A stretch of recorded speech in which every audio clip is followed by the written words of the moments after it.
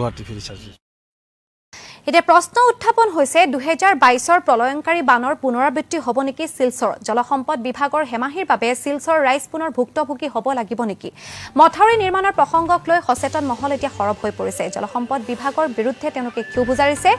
শিলচৰ প্ৰতিনিধি সানি ৰয়ে এই সন্দৰ্ভত এক প্ৰতিবেদন যুগুত কৰিছে আমি সেই প্ৰতিবেদন আপোনালোকলৈ আগবঢ়াইছো কাছাৰ জলসম্পদ বিভাগৰ অধীনস্থ এখন নাটপাৰা ভেৰেঙ্গা শিলচৰ বিধানসভা সমষ্টিত আমি নদীৰ খহনীয়া বৰাক নদীৰ খহনীয়াই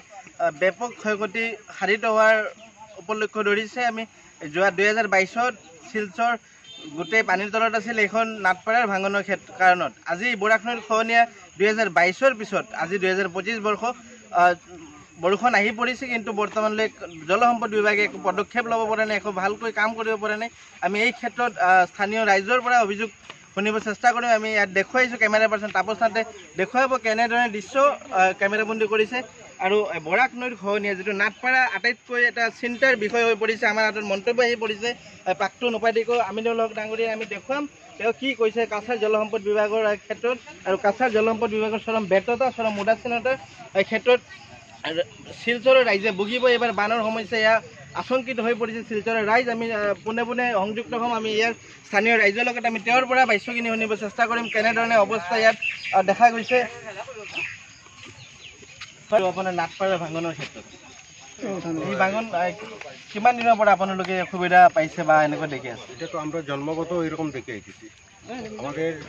জন্মগত এরকম প্রতিটা বৎসর এই বর্ষার মৌসুমে ওইখানে একটা কাজ হয় তারপরে ড্রাই সিজনে কোনো কাজ হয় না কিমান মিটাৰ আটাইতকৈ বেছি বেয়া অংশত কিমান মিটাৰ হ'ব তো শিব মন্দিৰ পয়েন্ট থেকে আপনাৰ ওই অনিলনাথ 500 মিটাৰ না 500 আচ্ছা 2022 যিখিনি গৰাখহনীয়া হৈছিল বা বৰাখন নৈত পানী সোমাইছিল শিলচৰত এইখন পথেদি সোমাইছিল ওভারফ্লো হয়ে ঢুকছে তখন বিভাগীয় কর্তৃপক্ষ এরা বস্তা টস্তা দিচ্ছে তারপরে এটার উপরে হাঁটু জলে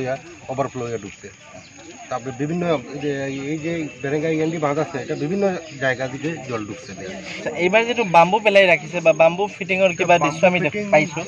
এই ক্ষেত্ৰত কিমান দূৰ প্ৰটেকশ্যন কৰিব শিলচৰক বা আপোনাৰ গোটেই চহৰখনত এটা তো এইমাত্র মানে 14 কাজটা হয়েছে কাজটা যদি ধরুন ড্রাই সিজনে হইতো তাহলে বা মাটি কিছুটা ফিলিং হইতো তাহলে হয়তো কোনো একটা চোরাহার রাস্তা হইতো 2022 পিছত 3 বছৰ কাম হোৱাই নাই কোনো কাজ হয় 22 পিছত কোনো কাজ হয় নাই ইয়াৰ স্থানীয় জনপ্ৰতিনিধি সাংসদ বা বিভাগীয় কৰ্তৃপক্ষ খবৰ লৈছিল নেকি 2 বছৰত লাষ্ট আয় যায় খবৰ লয় আয় যায় আসা যাওয়াটা ঠিক আছে এটা ঠিক আছে আসা যাওয়া ঠিক আছে একটু আগে আইয়ে গেছে আসা যাওয়া ঠিক আছে আপোনাৰ ৰাইজে কি ক'ব বিচাৰিছে অসমৰ মুখ্যমন্ত্ৰী বা জলসম্পদ মন্ত্ৰী পীযুষ হাজৰিকা দেৱলৈ পীযুষ হাজরিকা দেবলৈ আমাদের গ্রামবাসীর তরফ থেকে এটাই অনুরোধ যে অতি সত্বর যদি আমাদের এই গ্রামটাকে রক্ষা করা যায় এই যে নাথপাড়া যেটা গ্রাম আছে এখানে তো প্রায় 25-30 হাজার মানুষের 25-30 হাজার মানুষের বসবাস বুঝছেন নাথ কমিউনিটি একটা ছোট কমিউনিটি আছে কিন্তু বিভিন্ন সম্প্রদায়ভুক্ত মানুষ এই জায়গাতে বসবাস করে হ্যাঁ এই সেইটা ইয়াৰ বিধায়ক সাংসদ বা মুখ্যমন্ত্ৰীলৈ কি অনুৰোধ জনাব বিচাৰিছে আপুনি অনুরোধ জানাইছি যে অতি সত্বর যদি এটা মানে কোনো একটা পদক্ষেপ নেওয়া এটার এই এন্টার গ্রামটারে যদি বাঁচানো যায়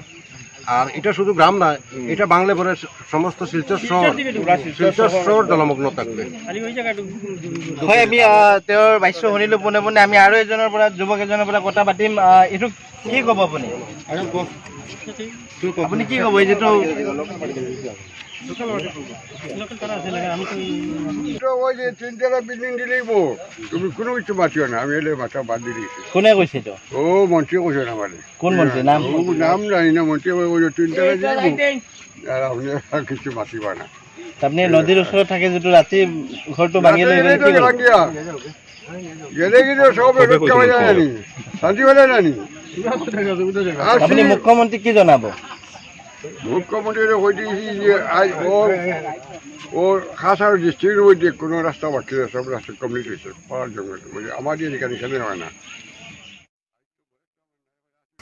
গৌৰৱ গগৈক আকৌ কটাক্ষ মুখ্যমন্ত্ৰী ডক্টৰ হিমন্ত বিশ্ব শৰ্মাৰ গৌৰৱ গগৈ মুখ্যমন্ত্ৰীক ধন্যবাদ দিব লাগে অসমৰ ৰাইজে